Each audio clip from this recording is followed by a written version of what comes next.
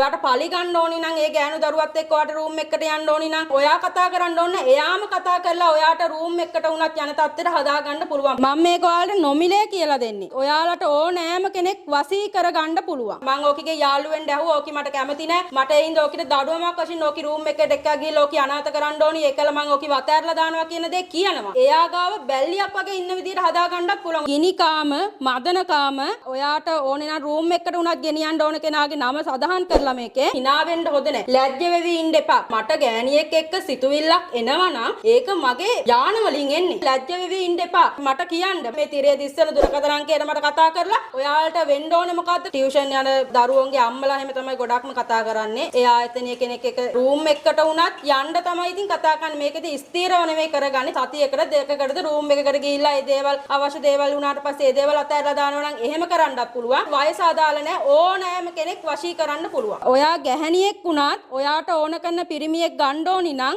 අනිවාර්යයෙන්ම මේ දේ කරලා බලන්න. අනිවාර්යයෙන්ම ඔයාට ඒ පිරිමියා ඔයා ගාවට ගන්න පුළුවන්. එයාගේ නම සඳහන් කරලා මේ මන්ත්‍රය කියද්දි කාමසිතුවිලි ඇති වෙලා ඔයා ගාවට එන්න හිතෙනවා. අනිවාර්යයෙන්ම ඔයා සොයාගෙන එනවා. TikTok එකෙන් තමයි මේ ආදර සබතාවේ පටන්ගෙන තියෙන්නේ. වයස අවුරුදු 50ක් 52ක් විතර පුද්ගලයෙක්. එයා කැමති ගෑල් ළමයාගේ වයස අවුරුදු 25ක් 30ක් ඇති උපරිම. එයාව වශී කරලා දෙන්න කියලා කිව්වේ తాවකාලිකව. දවස් 3 යද්දී තාවකාලිකව වශී කරලා දුන්නා. දැන් තමන්ගේ සැමියාගෙන් ලැබෙන්නේ නැති ආදරයක් ඒ අනියන් සබතාවය පවත්වාගෙන යන කෙනාගෙන් ලැබෙනවා. වශී ගුරුකම් සම්බන්ධව සුගන්ධිකා මෑණියාගේ නම කිව්වත් රටවල් වලින්ද එතකොට ලංකාවෙන්ම සෑම කෙනෙක්ම මගේ නම කිව්ව සැනින් දන්නවා මේ සුගන්ධිකා මෑණියෝ කියන්නේ කවුද කියලා. කවුරුත් පුතේ ඔයාලට නොමිලේ කියලා දෙන්නේ නැහැ. මයි පුතාලාට මම මේ දාල් නොමිලේ තමයි දෙන්නේ මේ දේවල්. කරාබු නැටි 7ක් ගන්න. මෙන්න මේ වගේ කපුරු 7ක් ගන්න. පැගිරි කොළ 2ක් අරගෙන ඔයාට රූම් එකකට අරන් යන්න ඕනි කෙනෙක් ඉන්නවා නම් తాවකාලිකව ඕනෑම කෙනෙක් ඔයාගාවට වශය කරගන්න ඕනි නම් මෙන්න මේ දේ කරන්න. මම මේක නොමිලේ තමයි පුතේ ඔයාලට කියලා දෙන්නේ. මේ දේ කරලා බලන්න.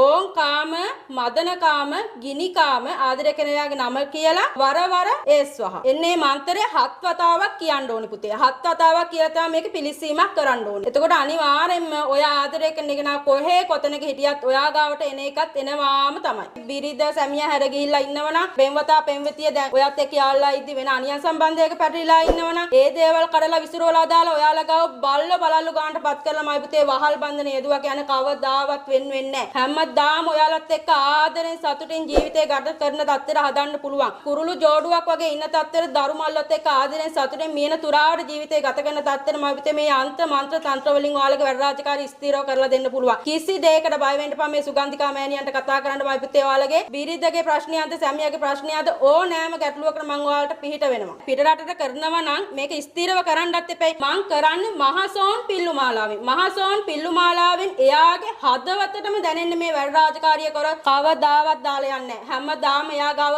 බල්ලෙක් වගේ ඉන්න තත්ත්වෙට මං හදලා දෙනවා. ඒක තෝ කියලාවත් කතා කරන්නේ නැත් තත්ත්වෙට මං හදලා දෙනවා. ස්ථිර වසියක් කරගන්න මම භාවිතා කරන්නේ ලේ බන්ධනයක් කරලා. ඒක කවදාවත් කැඩෙන්නේ නැති විදියට ඒ පිරිමි දරුවාගේ ලේයි ගෑනු දරුවාගේ ලේයි අරගෙන තමයි මේ වසිය කරන්නේ. දැන් ඔයාලට පෙහෙලිකාවක් වෙන ඇති කොහොමද මෑණිනුවා ලේ ගන්න කියලා. මම ලේ ගන්න පුතේ මං කිව්වා පිල්ලියක් යවලා තමයි ලේ ටික ගන්න. එයාට දැනෙන්න නෙවෙයි. දැනෙන්න කරොත් මේක වසියක් වෙන්නේ නැහැ නේ මහත්තයෝ. හරිද? දැනෙන්න නෙවෙයි කරන්නේ. ඉතින් කොහොමද කෙනෙක් දන්නේ නැතුව කෙනෙක්ගෙන් ලේ ගන්න? දැන් මගේ අතින් ලේ ගත්තොත් මම දන්නවා. ඒකට තමයි පිල්ලියක් යවනවා කියන්නේ. හරිද? මේ යන්ත්‍ර මන්ත්‍ර ශාස්ත්‍රයේ මැරිච්ච මිනිස්සෙක්ට පණ දෙන්න විතරයි බැරි. අනිවාර්යයෙන්ම මේ දේවල් කරන්න පුළුවන් නිසා තමයි මේ කැමරාවක් ඉස්සරහා මේ ප්‍රසිද්ධිය මේවා පෙන්වන්නේ. එතකොට ඒ දෙන්නගේ ලේ අරගෙන හරිද ලේට ලේ එකතු කරලා ලේ බන්ධනයක් හදලා හරිද මහසෝන් පිල්ලු මාලාවෙන් අර වසී කරගන්න ඕන කෙනාගේ හදවතටම දැනෙන්න මේ දේ කරොත් කවමදාකවත් වෙන්නේ නැහැ. ඔයාලා පිටරට හිටියත් ලංකාවේ හිටියත් කොහේ හිටියත් අදාළ නැහැ. ඔයාලගේ මහත්යා වෙනස් වෙලා නම් බිරිඳ වෙනස් වෙලා නම් ඔයාලා ගාව සදාකාලිකවම ඉන්න විදියට